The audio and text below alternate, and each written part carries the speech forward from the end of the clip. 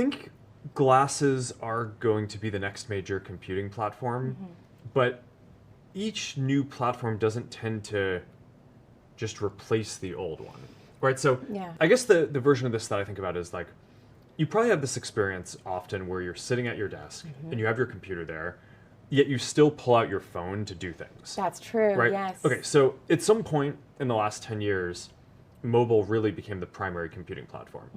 We didn't get rid of our computers. No. It's just that even when you have it, you still do more things on your phone. So what I think is going to happen with glasses is we're going to get to this point, probably sometime in the 2030s, where you have your phone with you, but it's going to stay in your pocket more because you're just going to be doing more and more things on your glasses that maybe today you would do on your phone.